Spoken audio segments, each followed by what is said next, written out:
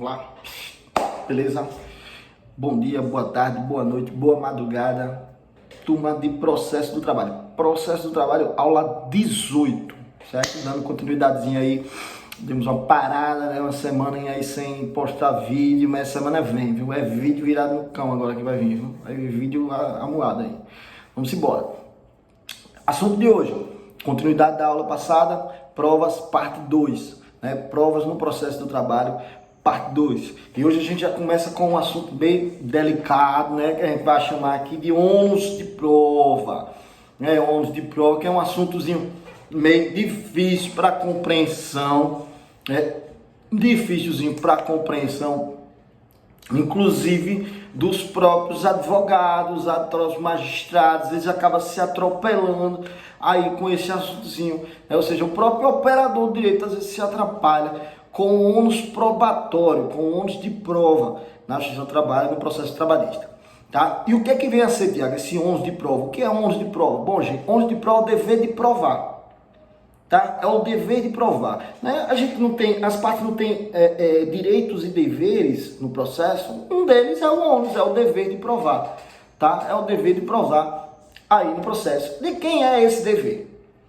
Tá? E para que eu quero saber o dever de provar? É porque, veja, se você tem um dever, uma obrigação no processo e você não cumpre, você vai ter um prejuízo processual, certo? Você vai ter um prejuízo processual. Quantas provas é esse? Ou seja, se você, primeiro a gente já viu que é prova e tal, não sei o quê. Então, se você tem o dever de provar aquilo e você não cumpre, né? Como a gente que chama no meio jurídico, se você não se desincumbe do dever de provar, o que é que vai ocorrer?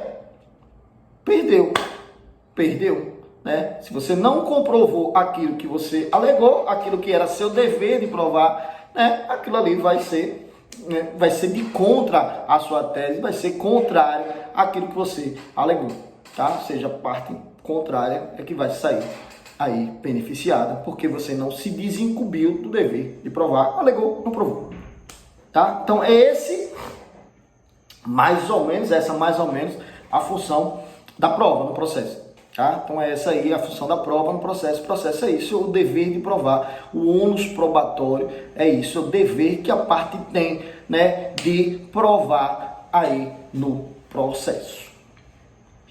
E o que ou de quem é esse dever? Onde é que está escrito isso aí, Tiago? Onde é que tem? Então, a gente vai aqui, ó, artigo 818, tá? Artigo 818 da CLT, já após reforma, tá? Já após reforma trabalhista, o artigo 818, ele vai dizer o seguinte, no inciso 1, que o ônus de prova incumbe, ou seja, o ônus de prova incumbe, ou seja, o dever de provar pertence, inciso 1, ao reclamante quanto a um fato constitutivo do seu direito.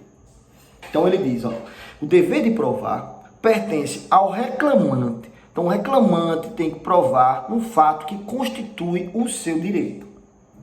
Tá? Então, gente, o que a gente precisa provar são os fatos, né? A gente viu isso na aula passada. Então os fatos eles precisam ser provados.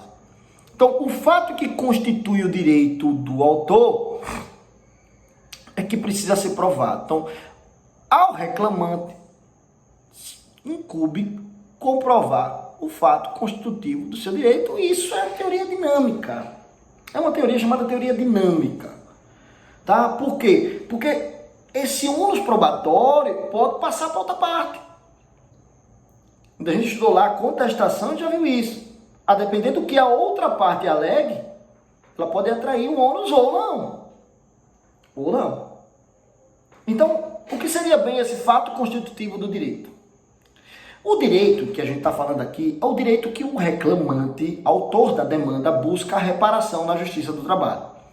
Tá? O direito que a gente está falando aqui é o direito que o reclamante busca a reparação na Justiça do Trabalho. Então, o fato que constitui, né, a reparação desse direito é que vai precisar ser provado pelo autor da demanda. Imaginamos o seguinte, o empregado que alegou na sua petição inicial, um empregado, alegou na sua petição inicial que trabalhava todos os dias das 8 da manhã às 22 da noite. Todo dia, das 8 da manhã às 22 da noite. O que é que ele vem pedir? Como direito violado, ele não recebeu as horas extras. Então, o direito dele é a percepção ou o pagamento das horas extras. Ele quer a condenação da parte contrária no pagamento das horas extras que não foram pagas durante a relação trabalhista. Ele quer isso. Ele quer receber. Ele quer que a parte contrária, pague, que seja condenada a pagar as horas extras dessa relação jurídica. Tá? Então, ele quer que ela pague o que ele trabalhou sobre jornada durante todo o contrato de trabalho. Beleza? Tranquilo? Tá. O direito é o quê? A percepção de hora extra. Que fato é esse que a gente chama de fato constitutivo de direito? Gente, é aquilo alegado lá em cima. É aquilo alegado lá em cima, na causa de pedir. É aquilo alegado na causa de pedir. Ou seja, é um fato de trabalhar todos os dias das 8 às 22. Isso é um fato. Isso é um fato que constitui o direito à percepção das horas extras. Porque se ele prova que trabalhava todos os dias das 8 às 22, tal fato vai constituir o seu direito. Direito à percepção das horas extras. Direito à percepção das horas extras. Então, aí, isoladamente falando, é isso. Tá? Isoladamente falando, é isso. Claro, a gente vai entender as exceções e tal, a gente vai chegar lá. Mas é só para entender. O inciso 1 do artigo 818. Então, incumbe a ele, reclamante, pertence a ele o dever de provar um fato que constitui seu direito. Pertence a ele, reclamante, o dever de provar um fato que constitui seu direito. Ponto. Tá bom? Olha como é dinâmica. Olha como essa teoria é dinâmica. Porque, vamos para o inciso 2. O inciso 2, ele fala o seguinte, que o ônus de prova, o dever de provar pertence, ou seja, o ônus de prova incumbe ao reclamado, olha lá, incumbe ao reclamado, ou seja, pertence ao reclamado, quanto à existência de um fato impeditivo, modificativo ou extintivo do direito do autor. O ônus de prova pertence ao reclamado quanto à existência de um fato impeditivo, extintivo ou modificativo do direito do autor. Então, gente, agora é o seguinte, olha como é dinâmica a teoria. Quem vem primeiro? Reclamante, com a petição inicial. Reclamante traz a petição inicial. Quem vem depois? A reclamada trazendo a sua contestação. Então, a reclamada na contestação, ela pode arguir uma defesa, já vista, direta e uma defesa indireta, ou uma ou outra quanto ao mesmo fato. Se não haveria contradição, então uma defesa direta ou uma defesa indireta. Na defesa direta, a reclamada vai impugnar de forma específica os pedidos, os fatos alegados pelo autor. Entretanto, ela nega de forma qualificada. Essa é a primeira saída que ela tem. Então, ela vai negar de forma qualificada. Negou. Não trabalhava não nessa jornada. Quero reprovar. Prova aí, filho da guta. Não trabalhava não. Pronto. Negou. Não, claro, essa informalidade toda. Mas vai negar. Diz que não trabalhou no horário de trabalho normal, tal, não sei o que. Então, pronto, acabou. Beleza? Negou de forma qualificada. Ela pode também arguir uma defesa, uma espécie de defesa indireta na contestação. E aí, é nessa defesa indireta que ela atrai o ônus probatório. Olha a dinamicidade, olha. Ele estava com o autor, inicialmente, mas quando ela trouxe novos fatos para o processo, fatos esses que podem impedir o exercício do direito do autor, modificar o contexto do direito do autor ou extinguir o direito do autor. Então, quando ela traz novos fatos, ela admite aquilo que o autor disse. Ela admite, ela parte do princípio daquilo que aquilo que ele disse está certo. Ela traz novos fatos que impedem, modificam ou extinguem o direito alegado pelo autor. E aí, quando assim faz, quando a reclamada assim faz, ela trai o ônus de provar. Ela trai o ônus probatório. E aí o ônus probatório passa da parte reclamante e vai para a parte reclamada. Entendam isso, pelo amor de Deus. Entendam isso, pelo amor de Deus. Até você que está já advogando. Quando pegar a bexiga da contestação, que lê e perceber que tem fatos novos ali, entenda que é a vez dela provar. Que o ônus não é seu. Que o ônus é da parte contrária. Entenda isso. É um jogozinho de xadrez. Tudo vai depender da estratégia. Tudo vai depender da estratégia.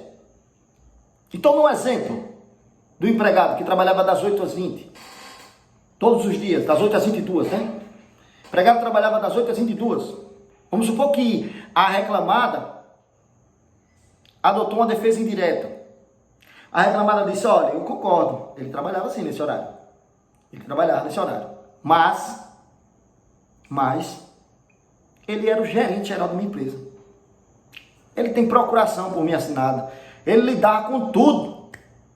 Ele não tinha nem controle de jornada. Artigo 62 da CLT.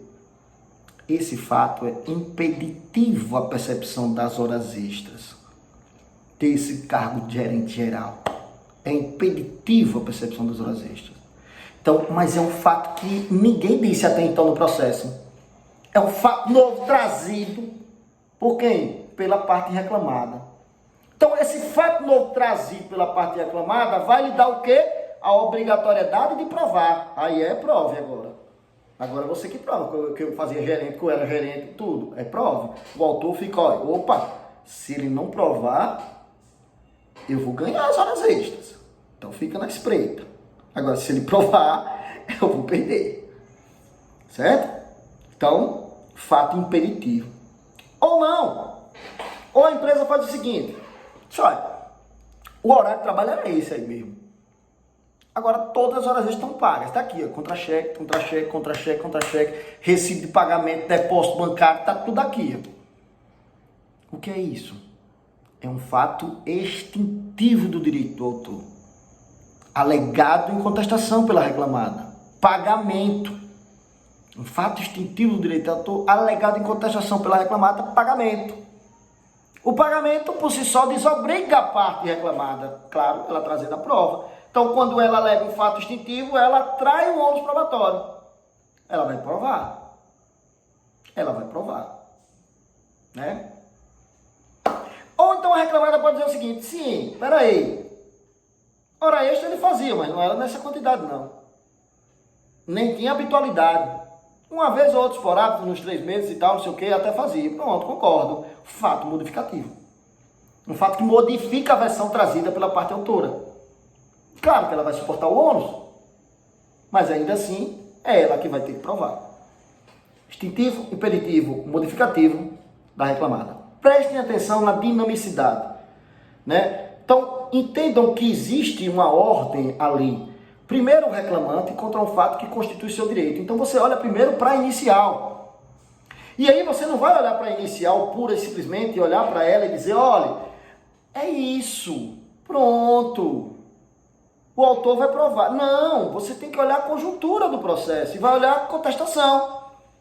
E vai perceber qual foi o tipo de contestação adotada no mérito.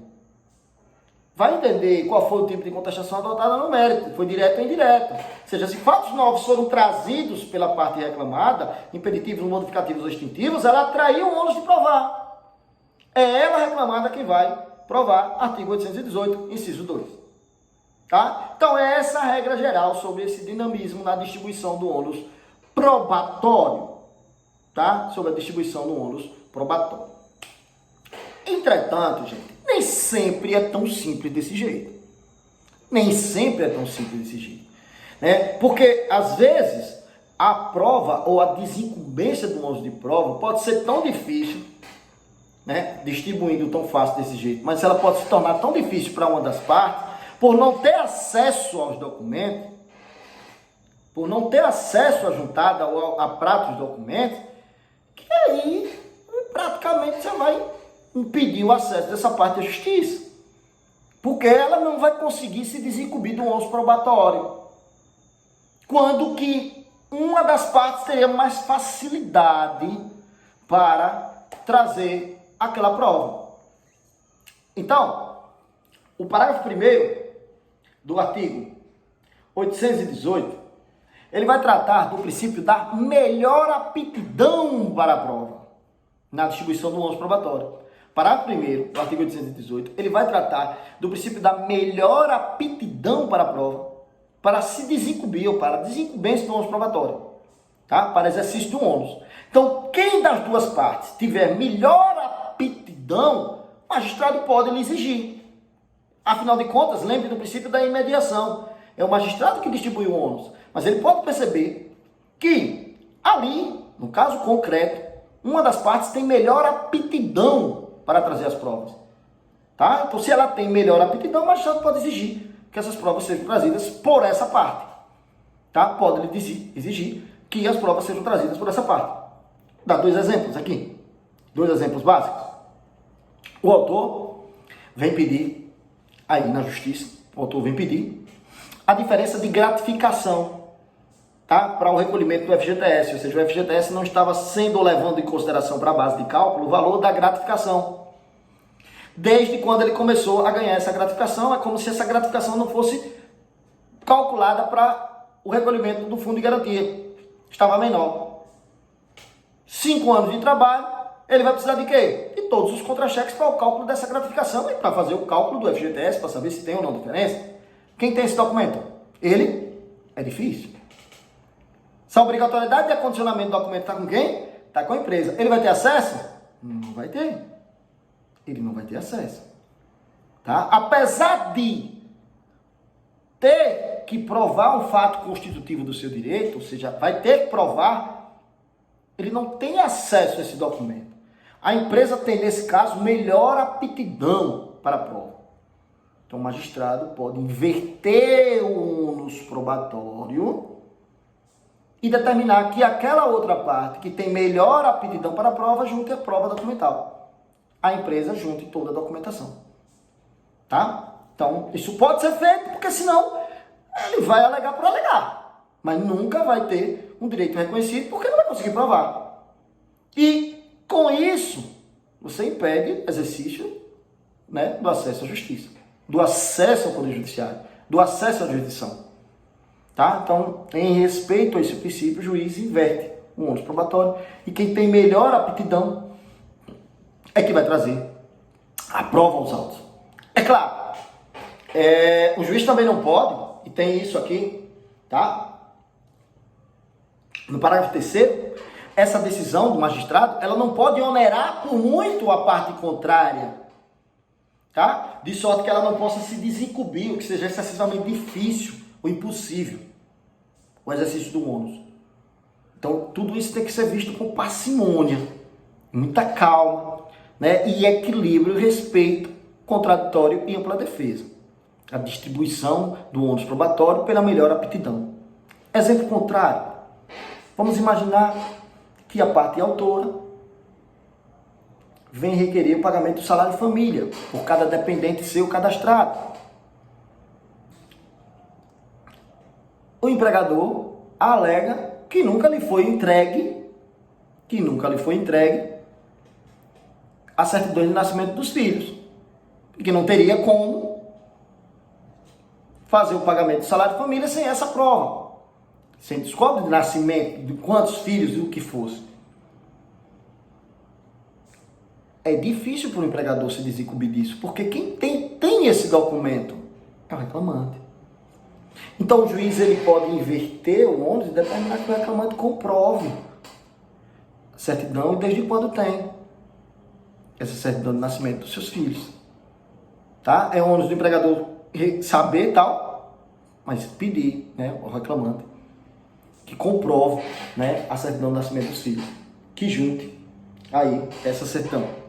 Tá? Então, desde que ele não torne o exercício do ônus probatório impossível, excessivamente difícil, ele pode inverter esse ônus, né? Ele vai poder inverter esse ônus de sorte, né? De sorte a fazer com que a parte tenha acesso ao Poder Judiciário, possa exercer o seu direito de ação, certo? E também de defesa, né? De ação de defesa devido ao processo legal contraditório. Tá? Então, presta atenção nisso aí. A gente tem ainda, né, sobre esse assunto, a gente tem uma súmula chamada súmula 338 do TST, que é uma súmula famosa, e ela trata de pedidos relacionados à jornada de trabalho, tá? E ela trata de pedidos relacionados à jornada de trabalho. O que seriam esses pedidos? De hora extra, adicional noturno, intervalos não pagos, intervalo interjornada, ou seja, tudo que estiver relacionado à jornada de trabalho, compensação inválida, banco de horas. Então, ela trata desses pedidos relacionados à jornada de trabalho. E ela diz o seguinte, a súmula, que o ônus de prova, quando houver pedido de horas extras ou pedidos relacionados à jornada de trabalho, ele vai ser do empregador se esse empregador, né, a súmula, tiver mais de 10 empregados.